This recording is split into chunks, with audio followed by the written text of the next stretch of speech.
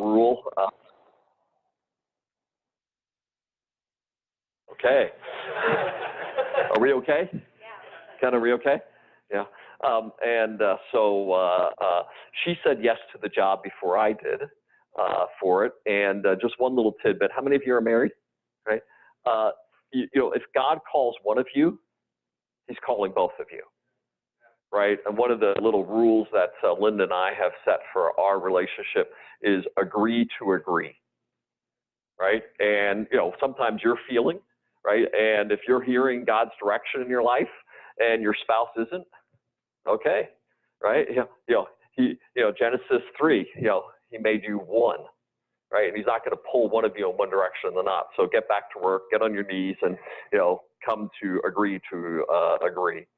So came to EMC after a short 30-year stint, 3 years back there, and then it was the in the family move, right? I'm a very fickle guy, as you can tell. I've changed jobs once in 38 years, right? And it was in the family move to VMware in September 1st of 2012 on the stage at VMworld. Paul handed me the clicker. I'll call it the virtual baton when Paul gave it to me on stage there. And it was funny because I got to the office at the end of VMworld week. I came back to VMworld over at Prom B, I think is where the offices were, executive offices at the time. And I came into the CEO's office, Paul's office. Literally, there was a pencil on the desk. That was it. Otherwise, it was like antiseptically wiped down. Paul was gone. I'm in charge. It was great. So it's been quite the young since then. As I say, my personal goal, work on a piece of technology that touches every human on the planet and every modality of life. And we'll come back to that in a second. So that's a little bit of my professional career, a little bit of my Christian walk. I was, like I said, I was born and raised in super conservative Pennsylvania. I was baptized with full knowledge of what I was doing when I was 6 days old. President of the youth group, and always thought I was a Christian. And I was basically rotten the other 6.5 days of the week. But, I found there were two good reasons to go to church on Sundays. Reason number one was not to get in trouble with dad. Reason number two, impress the mothers and grandmothers of the girls I liked. Right? So, church was a great place to go. So we went there, and sure enough, after moving to California, what did I do the first Sunday I was in California? Go to church to impress the mothers and the grandmothers of the girls I might meet. So, it seemed to work as well. And it was Linda, when we first met, she asked if I was a Christian. What did I say? Of course, I was baptized when I was 6. What else is there, baby? And a few months later, she knew that wasn't the case. And in February of 1980, I started attending Santa Clara Christian Church just off of Powers Avenue, the little tiny church over there. And the sermon topic was Revelation 3:15 and 16. I know your deeds, that you are neither hot nor cold. I wish you were one or the other, either cold or hot. But since you're neither hot nor cold, I'm about to spit or vomit you out of my mouth.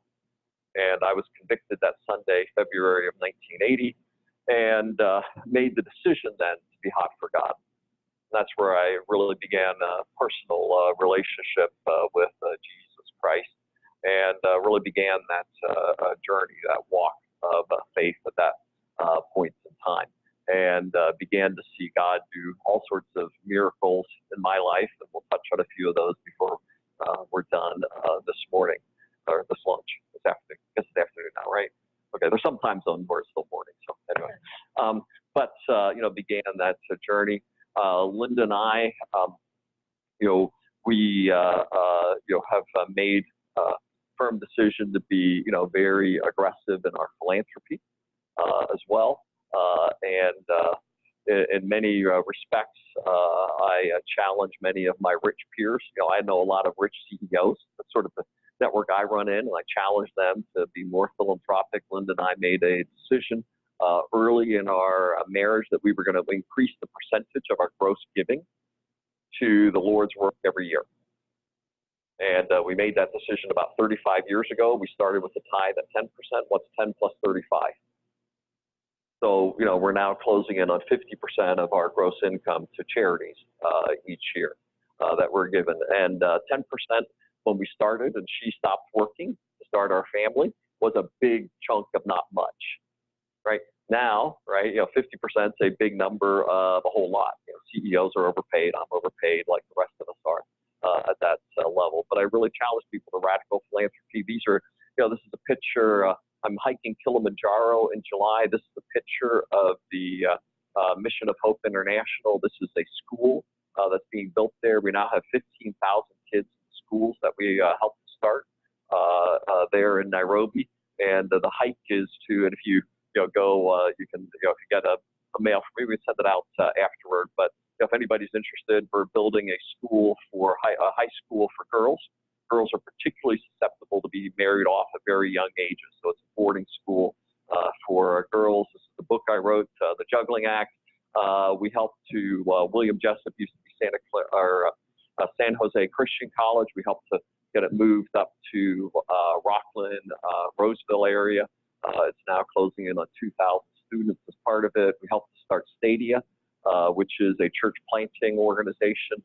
This year they'll plant about 120 churches this year. So, those are some of the philanthropies that we're deeply involved in. One of the others, I should have added to the slide. Oh, that's right, we're going to come back to it later. Sorry, skip that.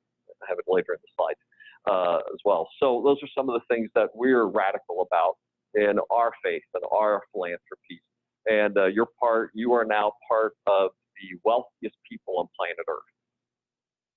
Right, Silicon Valley is now the highest per capita income on the planet, and it's one of the least philanthropic areas in America. Isn't that stunning, Craig? It is, right? To me, it's pretty despicable, right? As well, right? And with it, I challenge you to greater philanthropy, right? And not just giving of your money, right? But also giving of your time and giving of your personal credibility and character to the ministries that you support.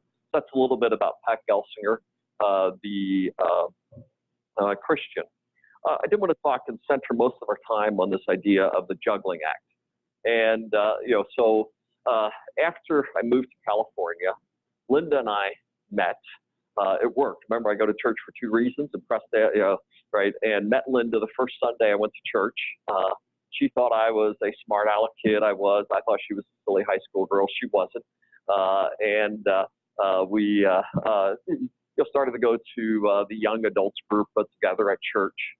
She invited me over for Christmas Eve dinner at her house with her mom and her grandma. Okay, so I'm living in California now 2 months, and I get invited to the house to eat. What do you think? Right? Hey, a single guy, right?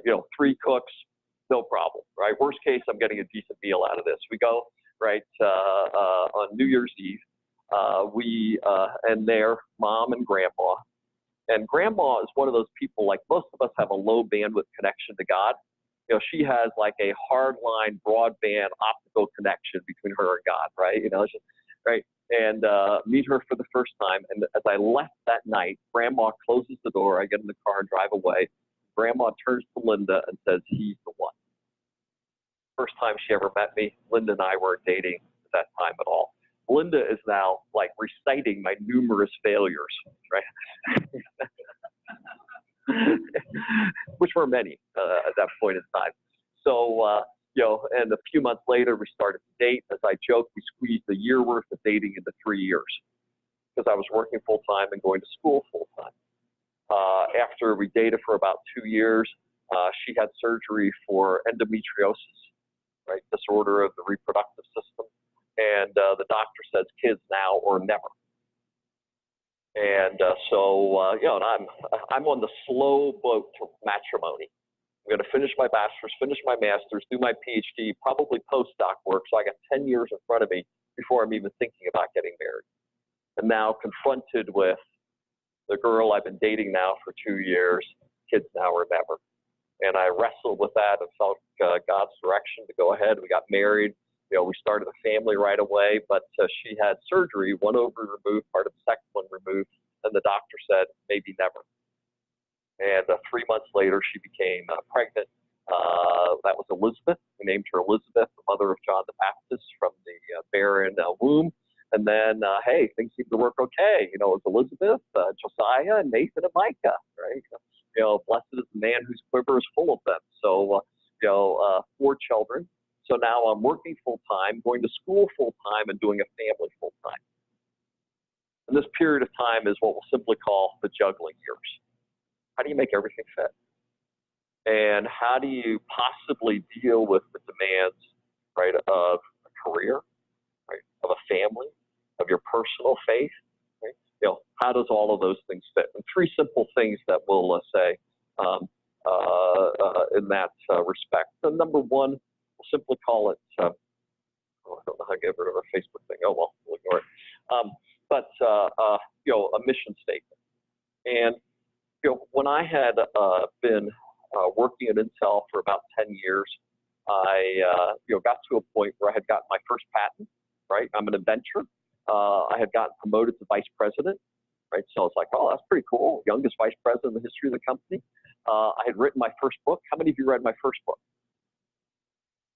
Yeah? Did you? Programming the 8386. It's a thriller. When you get to the last chapter and turn paging on, yeah, baby, right? So I'd written a book, I'm a patent, and all this kind of stuff. And all of a sudden I felt this sort of aimless. What am I going to do with the rest of my life? And so I'll say, the basics of leading a productive, impactful life well lived, make a plan for life. Right? Just really simple. And a mission statement is a plan for life. What are your priorities? And then put your time into your priorities, and everything that's not consistent with your priorities and mission statement, take it out of your life. Right? Learn the power of saying no. And in the book, right, you can go look, it describes my mission statement, my priorities, my goals, and measure yourself against those on a regular basis. Build a plan for life. You build a plan, if you're going on vacation this summer, right, you build an itinerary.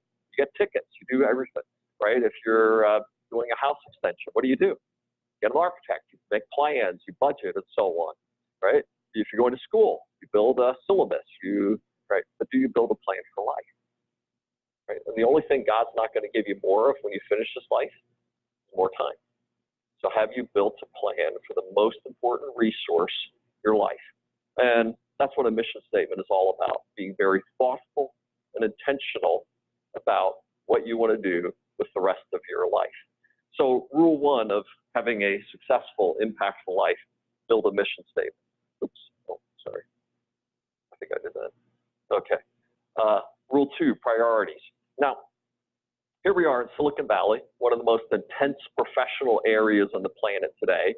And what are the Silicon Valley given priorities? Work, work, work, family, God. What are the God-given priorities? God, family, work. And how do you live a life consistent with God's priorities as opposed to work priorities? Right? I'll say every day, begin your day deciding, okay, I'm going to live by God's priorities every day. Starting the day, putting them on the throne, right? Have you started with having a devotion time, a quiet time? Have you put them on the throne of your day? What do you do to keep balance in your life on a daily basis, that your family knows that they're of higher priority than all of those work demands that are coming your way? And how do you, I'll say, manage and discipline yourself in that regard? Just a couple of brief examples of this. One is my wife and I. Now, I'm sure that none of you have ever done this, but Linda and I, we debated on my time allocation. Can you believe that, right? And one day she says, you haven't been home much lately. I said, well, actually, I've been home more this month than I was last month. No, you haven't. Yes, I have. No, I haven't. Right? You just get into those kind of things. So what we decided to do was keep score. I'm a goal-oriented type A kind of guy, so we built the at-home chart. Okay, the at-home chart was, I'd get 1 point if I was home by 6:15, 2 points if I was home by 5. I got negative points if I was gone on weekends. That was the numerator. The denominator was the number of work days, and then we had an independent arbiter, my secretary, who would produce the at-home chart and send it to Linda and I every month. Right? You're laughing, right? I mean, I'd be sitting at the end of the street at 6 o'clock. Right, on the cell phone, and right, hey boys, only got 5 more minutes, gotta go. I'm getting the point tonight. Right, I'm a goal-oriented guy. Keep score, keep track. then, right, so we go and, we show the at-home charts. Linda and I would then discuss it.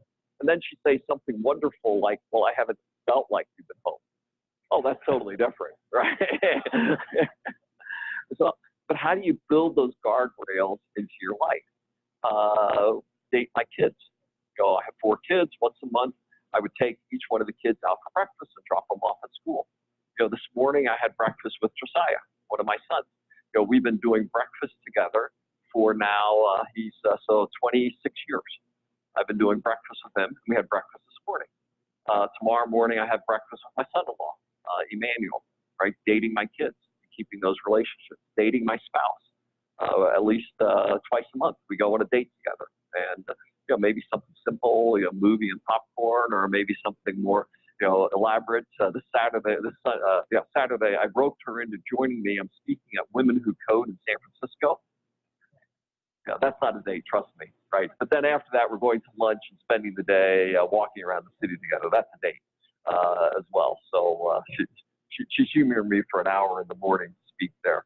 But date your spouse regularly. Build those priorities into your life. And on a regular basis, reinforce God, family, work as your God-given priorities. And, not easy. Because you want to be successful at work. Work wants you successful at work. Those are in harmony with each other. So you want to work more and more. And how do you build the consistency, the guardrails to live God, family, work as your priorities? Number 3, mentors. I was taping out the 8386, and the tape out is when you're sort of assembling this big, huge database at the end of the chip project. And I'm in charge of assembling the database and moving it to production for the first chips to be produced. So a pretty seminal role. I'm 23 years old or something like this at this point. I was sort of the computer whiz of the design team, so I got in charge of putting all these pieces together of the database, and we had a review with the executive team of Intel. Now, this is Gordon Moore, right? The Moore's Law, right? Andy Grove, right? The seminal figure. Bob Noyce, Nobel Prize-winning inventor of the integrated circuit. I mean, the gods of the industry are here, and I'm giving an update on the 386 project to them. I chewed them out. What a precocious little brat I was, right? The computers weren't stable. You need to fix it, or I'm not getting my chip out the door. And, man, what a brat I was, right? And a couple of days later, after this meeting, my phone rings. I go and I pick up the phone. Who is it? I was busy. I was working to get the chip out the door. Andy. Andy who? The voice comes back, Andy Grove. He's up here, I'm dweeb down here, and he starts shelling me with questions. What do you read? What are you studying? What are your career objectives? What skills are you doing? Great. And I'm like, He says, those are lousy answers. Be in my office in a week for better ones.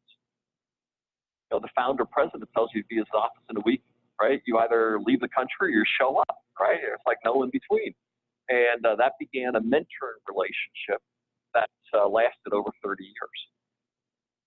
And Andy, as a mentor, as I described him, he was, it's like going to the dentist and not getting Novocaine. He was tough. He was hard. If you were 95% right, you were wrong, right? Demanding. But he made me better. And I guarantee you, I would not be standing here and being CEO of this company if it wasn't for influences like his in my life. And for each one of you who wants to lead a thriving, professional, successful career, do you have mentors in your life? You have people that are going to chisel off some of those bad behaviors, that are going to reinforce and encourage the good ones, and help truly fulfill everything that God made you to be. And if you don't have those kind of relationships in your life, you will not achieve the full capacity of what God designed you to be. So I'd say, those 3 things, the juggling act. A couple of other things really quick. I said we're going to do 30 minutes. Okay, if we do, really quick. The Dell merger process, how many of you noticed that was rather difficult for VMware? Yeah. I would call it the toughest year of my life. And let me let me just give you just fill out a little bit, because it was even worse than probably many of you could imagine. We had 2 weddings that year. So we had 2 weddings, at the EMC, and then we had 2 weddings the year of the Dell EMC merger. I had a son who contracted Hodgkin's lymphoma, so we went through chemotherapy. You might remember pictures of me running around here with my broken foot at the time as well. My father-in-law passed away, so we relocated in-laws, and they passed away that year. Stock cuts in half in this. I'm in the throes of a difficult merger process at the time. And you might remember in that period of time, I think within a 2-week period, there was I'm succeeding Joe Tucci. I'm being fired by Joe Tucci.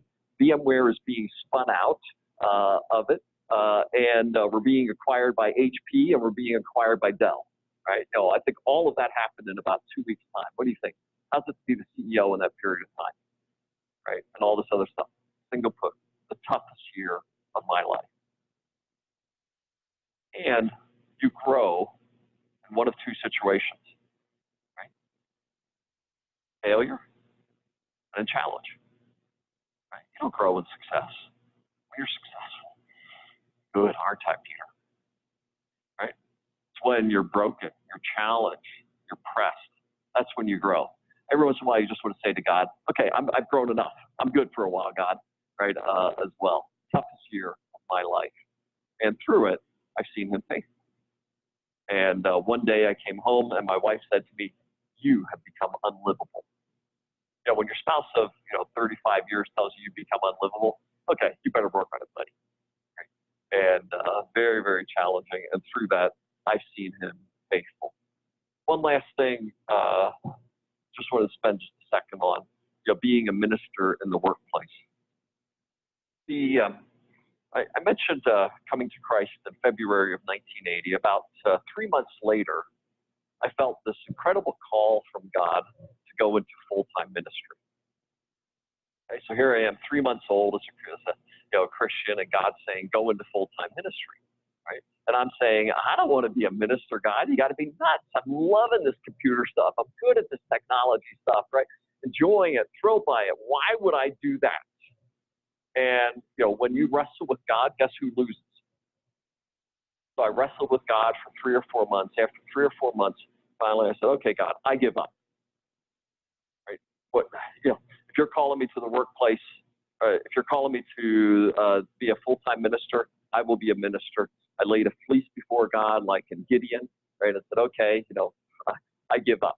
And as soon as I did, the answer from God is the workplace is your ministry. So how many of you are full-time ministers? If you claim the name of Jesus Christ, right? If you've given yourself as a Christian, he has called you to full-time ministry. Place in the marketplace, in the home place, wherever you might be. And that's been my life calling since then. As some of you might have heard, I described that my role here is like the senior pastor of VMware. I have 22,000 souls, right, that are part of my congregation. One time I said that at John Ortberg, the senior pastor at Menlo. He was sitting here, and John sort of, pops out from the front row, and he says, if I paid my employees, my congregants as much as you pay your employees, I'd get more showing up too. But if you think about it, I'm concerned about the success of VMware. I'm concerned about my employees, right? Their wealth, their family, right? Their communities as well. And I think the comparison is very apropos as well. And I'm called to be a full-time minister as my CEO job, and so are you. The marketplace and in the roles that you're in. If you claim the name of Christ, you've been called to be a full-time minister. And one last thing, and then we'll go to Q&A. When we moved to California, my wife had said we were never coming back when we moved to Oregon. So we were here for 10 years. We had all 4 of our kids here. We moved to Oregon and going to get away from this crazy place, Silicon Valley, to raise our family. We did that, right? We moved to Boston for 3 years with EMC, and then I got offered the job at VMware. And my wife at this time, she had promised that she was never coming back to the Bay Area, right? just a simple thing, never say never to God, right? And when we got the job at VMware, she sort of scratched her claws all the way across the nation, right? She did not want to come back to the Bay Area. And with that, we felt a higher calling. Got to be certainly the CEO here at VMware, but what else? And out of that came this organization that we've launched called TBC, Transforming the Bay with Christ, to unify, amplify, and multiply the churches of the Bay area. And you can go online, you can look at it, www.tbc.city, and see some of the work of that. So we've launched that to really, I'd say, change the face of the Bay for eternity, and to bring about an expansion of the churches and a revival of the churches in the Bay Area. Of course, God had it all under control, so my reluctant wife scratching her claws across the nation. We had 1, then 2, then 3 of our kids move here, and now 3 grandbabies. So I could have moved her from here if I tried, right? So it's all working out. So in quick summary, to the juggling act: mission, priorities, mentors. The workplace is your ministry, and change the city that you're in. Thank you very much.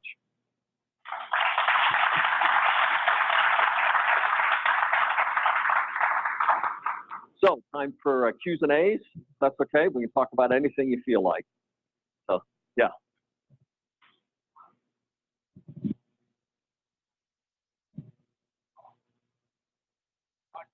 Right.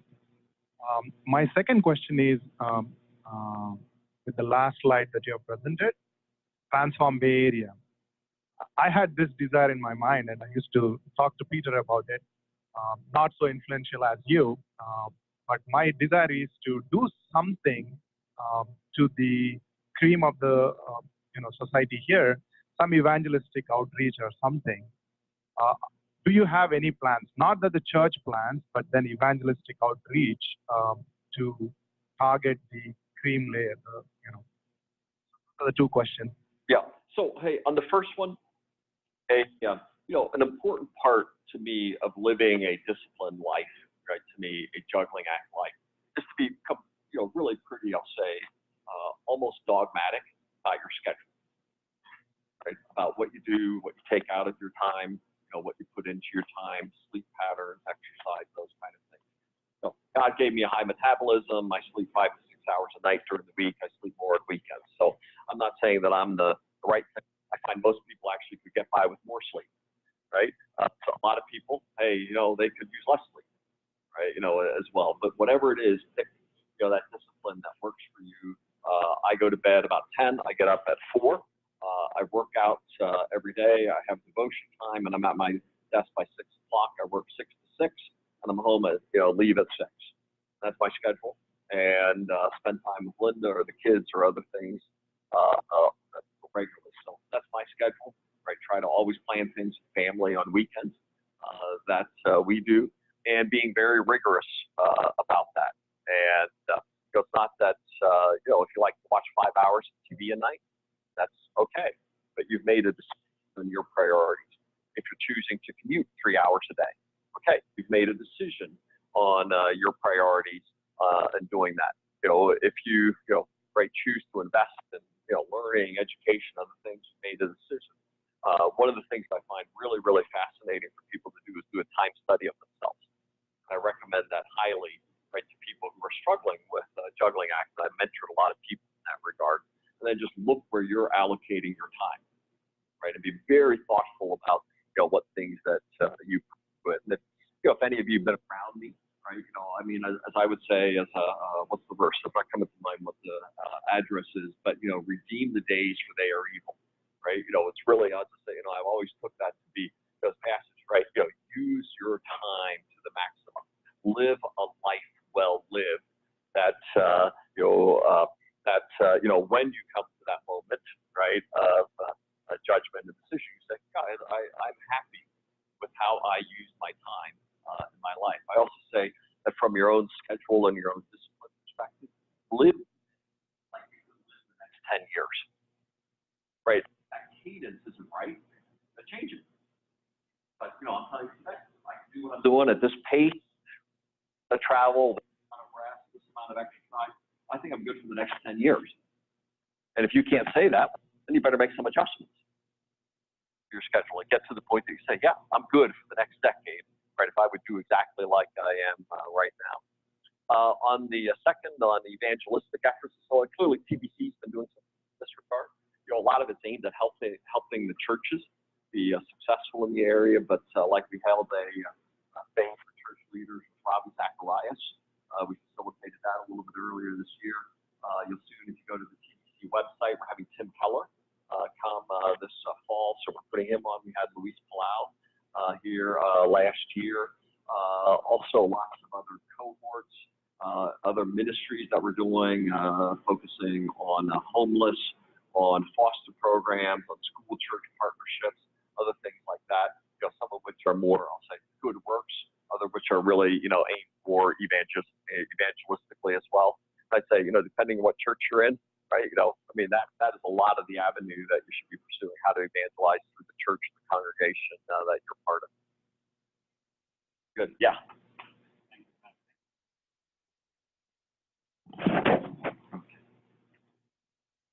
Okay. Go ahead. Thank you for coming, and we are blessed by your testimony. And thank you.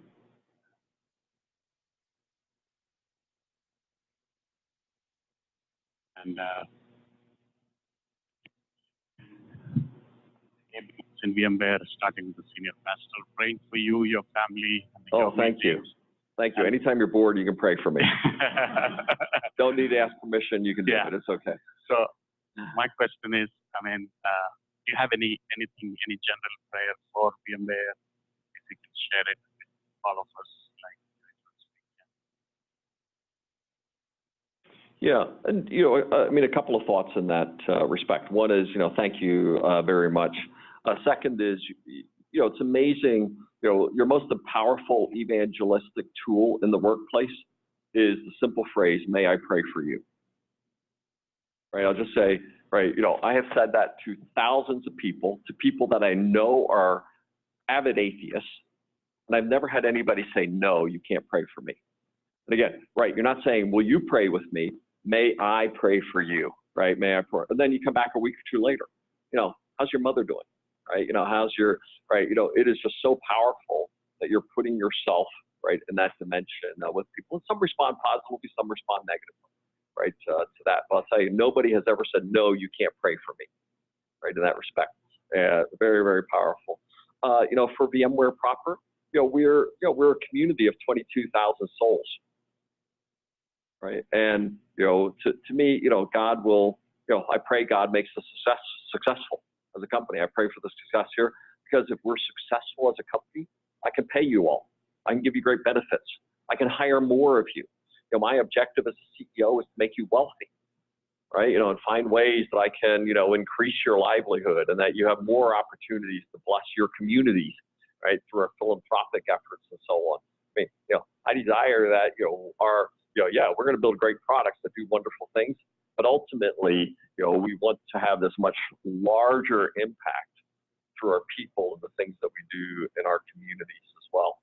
So to me, that's the highest prayer. You know, of course, we should all be praying for the success of the business, that we're wise, that we make good decisions, that our leaders don't fall, right, for whatever reason along the way. But to me, the highest prayer that we can do is that we could be salt and light into the communities and into the lives that we're part of, independent, right? I'll say one more, you didn't quite ask this question, but let me give this answer as well. As a Christian, I find that the more faith-friendly I am to other people's faith, the more opportunities I have to speak and be visible about my own faith, right? You know, I opened the Diwali celebration this year. Hey, that's cool, right? You know, I didn't know a thing about Diwali before I came to VMware. I'm going to be starting opening the Ramadan celebration when I'm over in Saudi Arabia the week after next, right? To me, those things are wonderful, and I get to say, you know, I'm a Christian, but I'm excited to learn about your traditions and what they mean as well. And in a very, you know, pluralistic, diverse environment like this, you know, Christians have gotten a bad rap, some of that appropriately. I think we should be, you know, far more engaged in doing good works, right, and showing the love of Christ and explaining, you know, what we believe is wrong right? And we are against. Awesome. Sorry. Yeah. Hey, Pat, thank you for sharing.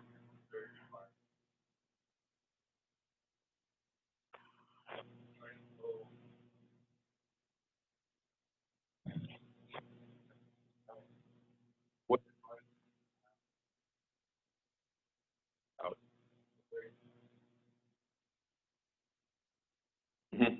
So read the book.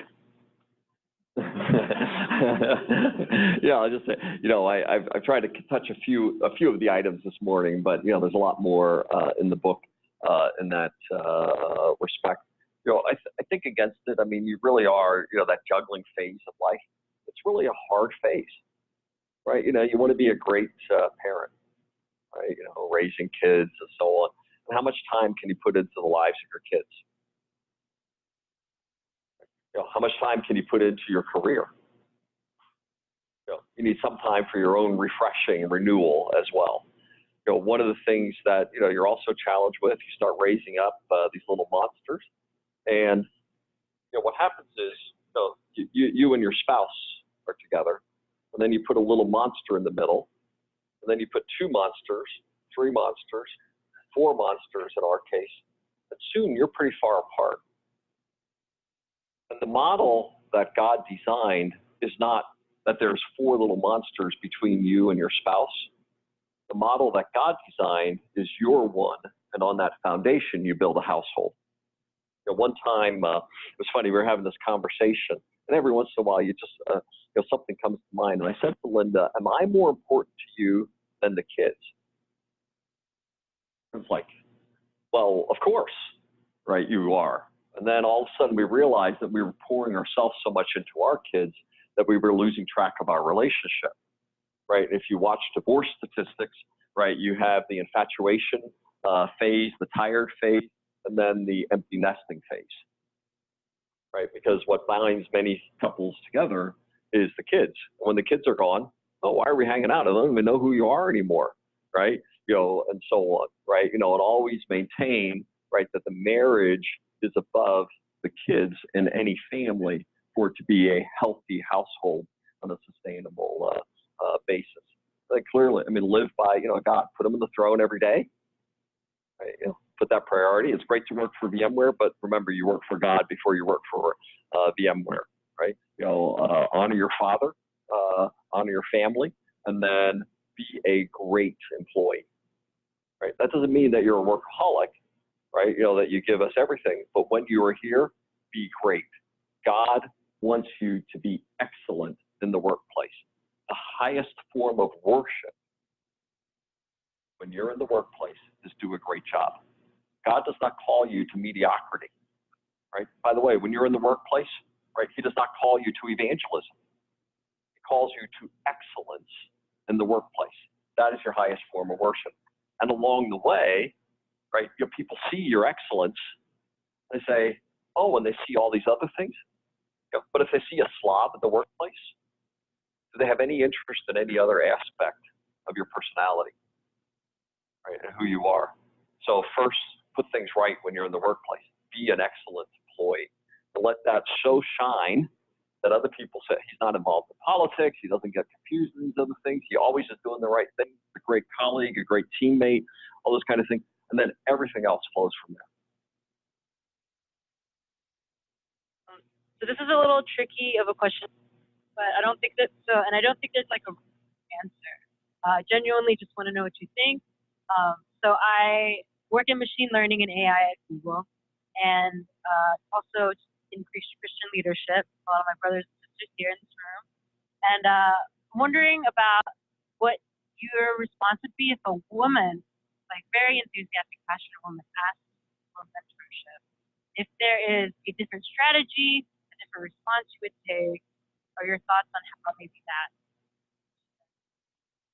Yeah, great question, a sensitive one. And, I would choose, and I'll say rarely in my life, I've probably, mentored the better part of 50 people over time, and they were almost always male, right?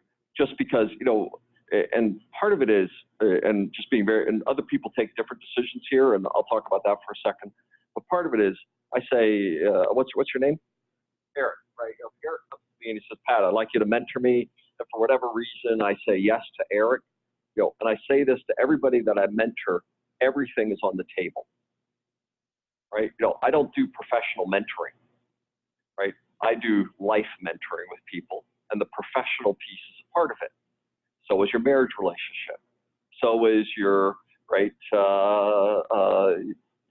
your spiritual walk. So is your deepest, darkest sins and failings as well. And if that's not on the table, I'm not interested in a mentoring relationship. And that's hard to do between, I'll say in a proper way between genders. So I would encourage you to find somebody, right, not me, right, who's comfortable. If you really wanted to be mentored by a male, now there's problems with what I just said, right? We'll get to in a second, right? I would encourage you to go be mentored by somebody else, not me, just because of who I am and how I approach mentoring. Now, I do think that's problematic, right? And I have made exceptions to that over my career because, in the workplace, it's like super hard to break the gender female, right, imbalance that we have because there just ain't enough women to be good mentors in the professional sense. So I've taken on a few cases where I've just said, hey, I'm going to help this person just for that reason, right? Not for a whole person mentoring like is, my norm, but being very targeted towards specific professional mentoring with that regard, specifically because I'm so passionate, about fixing the gender imbalance in the technical fields as well. Now, some other people take different perspectives on that than I do and don't feel as strongly on that gap as well. And I would just say in those kind of situations, I don't think that's necessarily wrong. It's not for me in that regard, but I would also then urge that relationship to really be guarded, right, to make sure that that intimacy of that relationship doesn't lead to inappropriate actions on either person's part. That's a good answer. Thanks. Thank you. For coming. I've heard your testimony many times and I'm inspired each time. So thank you for sharing. I'm sorry to bore you. No, it's always refreshing. Barbara, I also want to thank you both. It's funny, we had the same question, similar question, but I guess I'm curious if VMware is, I agree, I think at times, like you said, very difficult to find mentors. Is VMware, I'm sure they have awesome efforts to find mentorship internally and all of that, but if there's anything you can share about maybe some of the VMware is doing to help with diversity inclusion, all that stuff that we work so hard. Yeah, and I'll just, we could probably spend like 3 hours on that topic alone, but I will say, immediately following this, I'm going to a conference room somewhere in this building because we're having our pod leaders luncheon today, right? And pod is power of difference, right? And it basically is the, one of the core mechanisms that we're putting in place at VMware, right, for diversity groups. Power of difference, basically diversity groups. We have the Black pod, the Native American pod, the LGBTQ pod, the so on and so forth across it. And we're going to that luncheon largely to meet with those leaders, to hear how we're doing, right? Interact with them, answer Q&As, and what we need to do to continue to make that a vibrant piece of our culture for it. We have other things like I said, I'm speaking at this Women Who Code thing on Saturday, so we're real involved in that. We're real involved with Stanford, some of their research institute efforts specifically on gender neutrality, the various efforts that they've put underway and trying to infuse that into our culture. So a whole range of things we certainly can follow up there if there are good methods to be, I'll say, stole, borrowed, replicated inside of any of the other Valley companies. To me, this is a very fundamental problem for the tech industry, and pretty happy to share any of our learnings. We have one question online from Esther. In a fast-paced, highly stressful environment, how do you live as a nice, modest Christian with a lot of angry, demanding people? How do you maintain your inner peace? A couple of thoughts in that respect. One is I fail too. So just to be clear. And some of your mentors or some of the, every once in a while you just need people to talk to, right? And again, let's imagine a Friday right? 4 o'clock outside of Pat's office. Amy, our chief counsel, comes by and says, Pat, we got sued today, but don't worry about it. I got it under control. Oh, thank you. Maurizio comes by. Oh, that big deal in Europe, it looks like it's going to fall through, but don't worry about it, right? Rajiv comes by my office and he says, I'm not sure we're going to make the release date for the next, product cycle, right? But don't worry about it. I got it under control. Zane comes by and says, hey, it looks like the quarter's going to be tight, Pat, right? But don't worry about it. I got it under control. What do I do now? Am I going to call up the board, right, and explain to them that everybody has poured their anxieties on me, for the fun of it on the Friday night to ruin my weekend or what, right? And, you need those people that you can talk to, right? I'll say no matter what role or responsibility you're in, right, you need people. Those relationships. During the middle, I described the Dell EMC merger cycle that we were in, and our lead director, Paul Sagan, for it.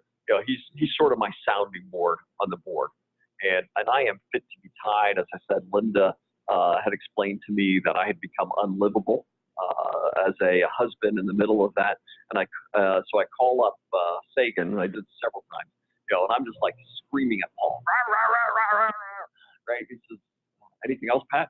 Yes. Rah, rah, rah, rah. Anything else, Pat? No, I think that's it. Okay, what are we going to do about it? You just need that, and to me that's part of mentors, right? The scripture verse I had on that slide, Ecclesiastes 4:9 through 12, a strand of 3 cords is not easily broken, right? And I sort of view that as mentors, buddies, and mentees, right? Mentors, people who are pouring into your life, buddies who are journeying with you on the way, and then finally people that you're pouring into their lives, like call it your Paul, your Barnabas, and your Timothy, right? That every one of you has in your life. Those relationships are super powerful. One of my Barnabases, Greg Slayton, we pray and fast together on Thursdays. Every Thursday is prayer and fast day. We call each other up. We pray together in the morning. He's a buddy on the road, right? And I know he always got my back, right? Regardless. And maybe some in your church or others become those kind of people on the way that you need those kind of relationships, because there will be those, kind of days. And every once in a while, they need to smack you on the head, right? They need to say, hey, George, right? How's your relationship with your wife going? Right? And boy, and really, challenge you. My mentor is a guy, Steve. He's a retired tech CEO. He took me to task a couple of months ago on my relationship with Linda. It wasn't very nice, but every once in a while you need those kind, right, to reset you, to help you, to keep you on your path, keep you honest to the mission statement that you've written. Thank okay, you so then much. over here. Okay. Go ahead. Yeah, go ahead. Thank you so much for being here. I'm so honored and blessed to hear honesty and testimony. The question is, as the kingdom, as you said, God family work, kingdom works this way, there's a priority. The kingdom of the world is the opposite, work, family, and God. What would be the advice as a being a full-time pastor? Majority are IT tech men and women. Hard for them to balance these two priorities. They're leaning most of the time towards the other side, kingdom of the world. How would you address that issue in a simple way? Yeah, and clearly, a lot of living a balanced, juggling life. It's not knowing the right thing to do; it's doing the right things, right? And if I would, how many of you disagree with me that God family work is the priority? Anybody disagree? Okay, not in this room, right? Okay, we can talk later, right? But God family work, right? Sort of like, it's not knowing, right? It's doing. And how do you build those disciplines into your life, right? By the way, as I stand up here, I have you now are looking at me and holding me accountable, right? I have just reinforced my priorities to this group of people as well. And whether you like it or not, right? How do you build those disciplines into your life to live according to your priorities, right? Maybe that means to your spouse, hey, I am sorry. Please forgive me. But tonight, I'm going to put on my calendar that we're doing a date night every 2 weeks, for the next 20 years. Let's get the calendars out tonight, right, and go do that. I'm going to start dating my kids, right, and I'm going to put that on my calendar. I'm going to start doing that, and I'm not going to let other things, interfere with those decisions, right? That's right. We're going to be consistent getting to church on Sunday morning, or whatever it might be, right? Start building those things in your head. It's not a question of knowing the right thing. It's a question of doing the right thing, right? Having a mentor who holds you accountable, like I was just saying, as Steve, something that's asked recently as well. Build those systems that you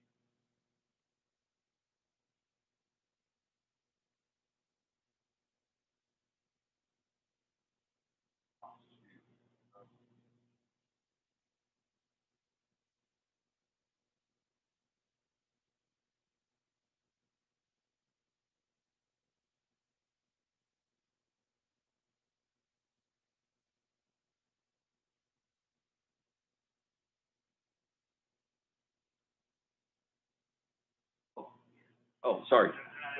Oh, good. That was a great answer, too. Oh, well, sorry. Okay, last question here. Hi, my name's Elam, and I work here at VMware. Thanks again for taking the time to help us understand and being so transparent about the journey based on that you've taken so far. I want to follow up on the question those two ladies had over from Google. Like, where would be some good places for female professionals to find godly mentorship in Silicon Valley? Mm-hmm. Any recommendation on due to gender? Yeah. Well, certainly the female pod that we have, right, for VMware, that's a great place to go. Some of the different efforts that we have underway, I'd point you there. Some of these things, I'd say, in some cases I find they're not that good, right? There aren't that many places, so I think there is a bit of a sparsity in this area. Saturday morning, I'm speaking at Women Who Code. Come on up to San Francisco. A conference up there, and that'll be a bit more of a broader tech talk on Saturday morning. But I think Women Transforming Technology, another good conference where VMware is very actively involved in that. There's also the IEEE, Women in Tech. I think it's just called WIT. Women in Tech is another one. Very active chapter here in Silicon Valley run by the IEEE. So those are some of the resources, but feel free to reach out to our HR, through HRBP. They probably have a better listing of all of those that are available than I do off the top of my head. But those are the ones that I know that I've been directly involved in every one of those. Good. And maybe just to wrap up, if I just summarize real quick, super excited to be able to spend some time with you all. Feel free to send me mail. Some of the, maybe we didn't get to all of the questions. Feel free to send it to me. Happy to respond that way as well. And if it's a if it's a good answer, I'll ask Rio to send it out to the group. If it's a bad answer, then you just throw it on the floor. It's okay, Rio. But to me, it's an honor to be a CEO, right? And as I would say, you only get one, right? And for the most part, you didn't get to pick me. Right? Some of you did. You decided to come and work here, but and my job is to be the best possible CEO that I can be for you. And with that, to be a marketplace minister to my congregation at VMware. So thank you very much.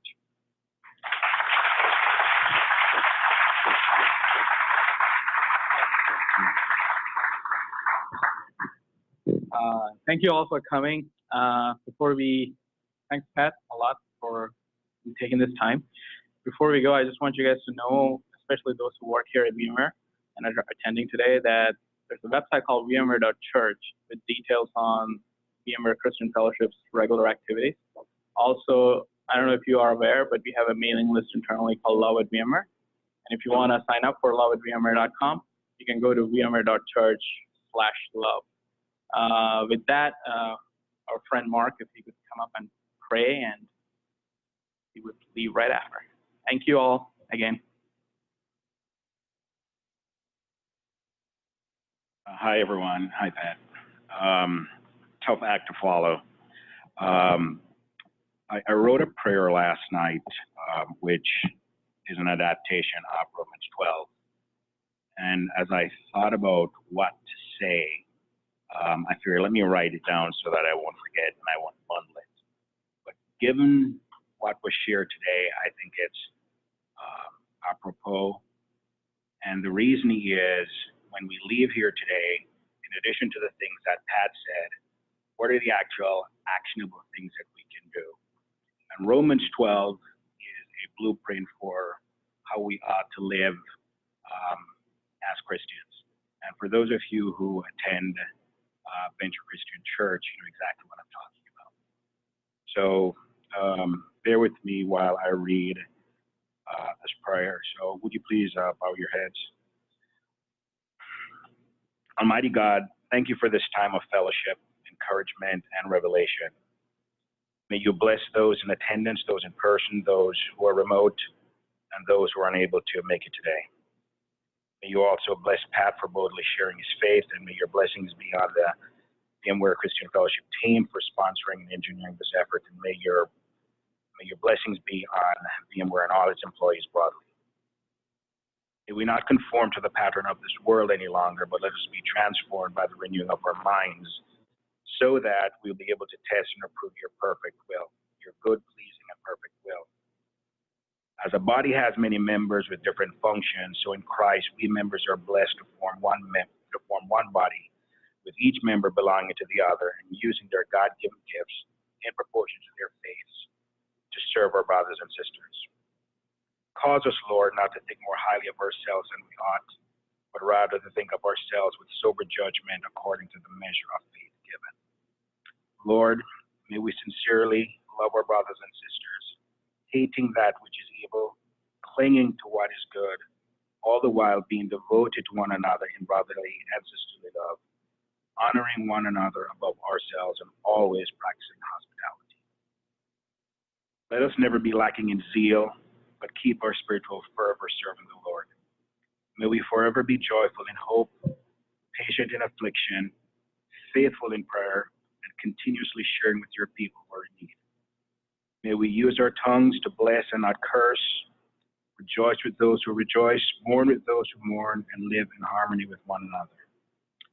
May the words of our mouths and the meditation of our hearts be acceptable in your sight, O Lord, our strength and our Redeemer. It is in your Son's name we pray these things. Amen.